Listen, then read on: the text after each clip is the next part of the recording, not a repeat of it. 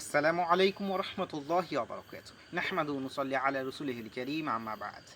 প্রশংসা আল্লাহ সুবহানাহু ওয়া তাআলার জন্য, দরুদ ও সালাম বর্ষিত হোক আমাদের বিশ্ব মানবতার মুক্তিদূত জনাবে মুহাম্মদুর রাসূলুল্লাহ সাল্লাল্লাহু আলাইহি ওয়াসাল্লামের প্রতি সাল্লাল্লাহু আলাইহি ওয়াসাল্লাম।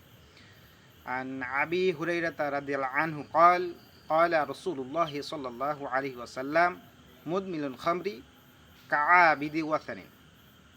আবু হুরায়রা রাদিয়াল্লাহু আনহু থেকে বর্ণিত, রাসূল সাল্লাল্লাহু আলাইহি ওয়াসাল্লাম বলেন, যারা নিয়মিত নেশাদার দ্রব্য পান করে বা খায় তারা হচ্ছে মূর্তি পূজকের সমতুল্য। যারা মূর্তি পূজা করে, বিভিন্ন গাছের বিভিন্ন কিছুর মূর্তি পূজা করে, তারা হচ্ছে মুশরিক।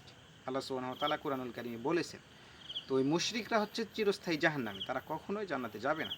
তো আপনি একজন মুসলিমের বান্দা হয়ে, একজন মুসলিম হয়ে কি করে নিয়মিত আমরা নেশাদার দ্রব্য পান করছি? রমাদান মাসেও কিন্তু আমরা নেশাদার দ্রব্য পানে অভ্যস্ত।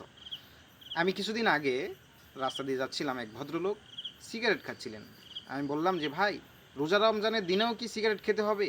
তিনি লজ্জায় মাথা নিচু করলেন। তাহলে দেখুন আমাদের মুসলিমদের অধপতন কোথায়।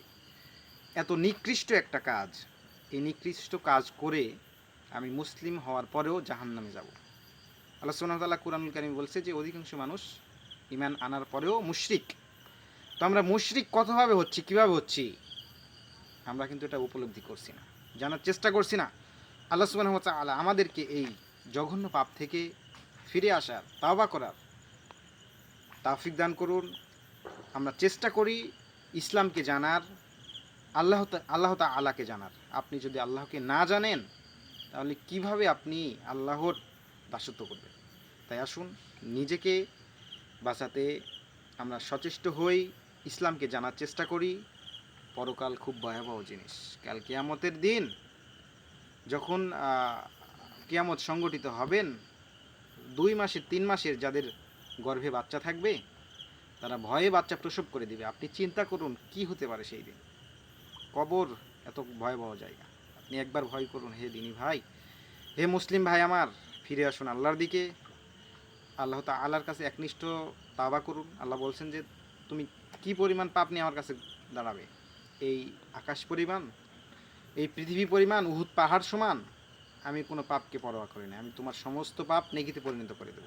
আপনার জন্য কত বড় সুসংবাদ। আপনি কিসের মধ্যে ডুবে আছেন? আপনি জাহেলিয়াতের মধ্যে আছেন। তাই ফিরে আসুন সময় থাকতে। ইনশাআল্লাহ আল্লাহ ক্ষমা করবেন। আল্লাহ সুবহানাহু ওয়া তাআলা আমাদেরকে ক্ষমা করুন, কবুল করুন, সকলকে হিদায়াত দান করুন। আল্লাহুম্মা আমিন। সুবহানাকা আল্লাহুম্মা বিহামদিকা আশহাদু আল্লা ইলাহা ইল্লা আনতা আস্তাগফিরুকা ওয়া আতুবু ইলাইক। আসসালামু আলাইকুম ওয়া রাহমাতুল্লাহি ওয়া বারাকাতুহু।